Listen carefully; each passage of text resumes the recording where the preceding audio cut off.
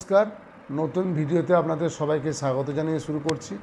আজকে আমাদের আলোচনা বিষয় হচ্ছে মেল ইনফার্টিলিটি পার্ট 2। আগের ভিডিওতে আমরা আলোচনা করেছি মেল ইনফার্টিলিটির একটা কারণ হচ্ছে অ্যাসথেনোজুস্পার্মিয়া।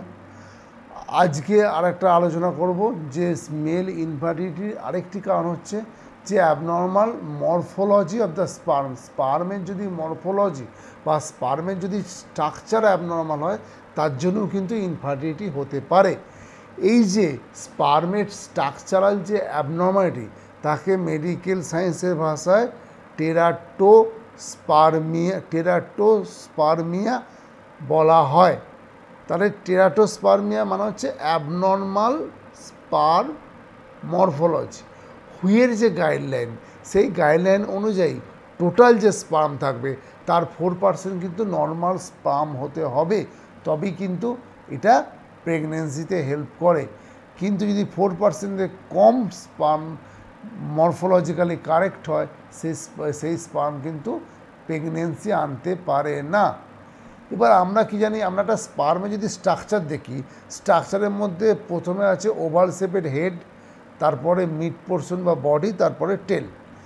এই যে মেনলি দেখা যায় অ্যাবনর্মাল মরফোলজি স্পার্মের ক্ষেত্রে হেডটা যে ওভাল শেপের তার বদলে হেডটা হতে পারে পিন শেপের, বা অ্যাবনর্মালি লার্জ হেড হতে পারে, বা ডবল হেড হতে পারে, বা অনেক সময় দেখা যায় যে স্পার্মের টেলটা বা ল্যাজটা থাকে না। এবং এই যে অ্যাবনর্মাল স্পার্ম, এই অ্যাবনর্মাল স্পার্ম কিন্তু ওভামকে ফার্টিলাইজ করতে সক্ষম হয় না, কারণ তারা ঠিকভাবে কাজই করতে পারে না। এবার আমরা আলোচনা করব কী কারণে টেরাটোস্পার্মিয়া হতে পারে। টেরাটোস্পার্মিয়ার যে কারণগুলো তার মধ্যে মেন যে 3 কারণগুলো, তার হচ্ছে হরমোনাল ডিফেক্ট একটা কারণ, নাম্বার 2 হচ্ছে টেস্টিকুলার প্যাথোলজি, যদি টেস্টিকুলার কোনো ট্রমা থাকে বা টেস্টিকুলার কোনো ইনফেকশন থাকে বা টিউমার থাকে বা ভেরিকোসিসের জন্যও কিন্তু টেরাটোস্পার্মিয়া হতে পারে।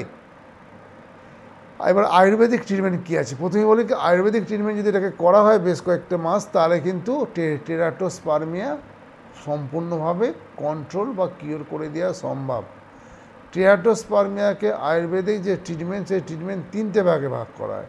একটা হচ্ছে এটা বায়ুর দোষ জন্য হয়, ফলে এটা বায়ু ট্রিটমেন্ট করা হয়।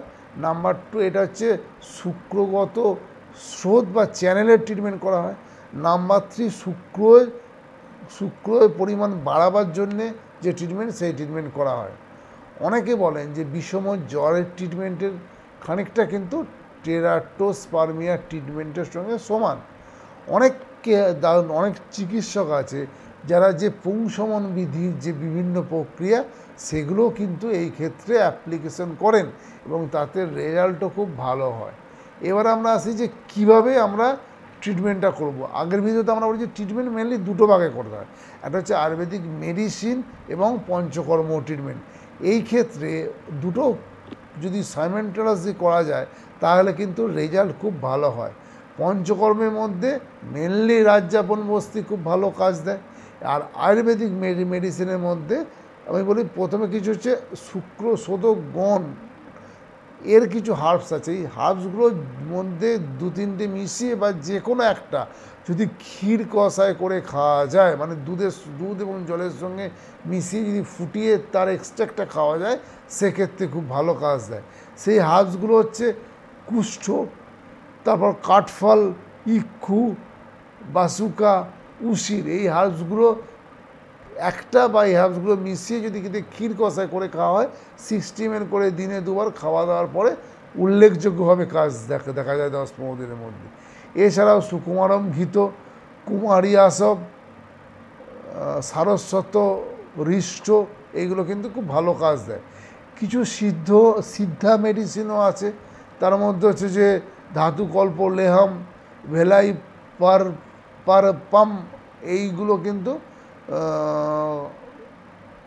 যথেষ্ট উল্লেখযোগ্যভাবে কাজ দেয় এবং মাস 2-3 ট্রিটমেন্টের মধ্যেই পেশেন্ট কিন্তু যে নতুন স্পার্ম তৈরি হয়, স্পার্মের মরফোলজিক্যালি কোনো ডিফেক্ট থাকে না বা ডিফেক্ট অনেকটা কমে যায়। আশা করি ভিডিওটা আপনাদের ক্ষেত্রে ফ্রুটফুল লাগবে বা আপনাদের কার্যকারী হবে বা ভালো লাগবে। যদি ভিডিওটা ভালো লাগে রিকোয়েস্ট করব ভিডিওটা লাইক এবং শেয়ার করুন, আমার চ্যানেলটিকে সাবস্ক্রাইব করুন। নমস্কার।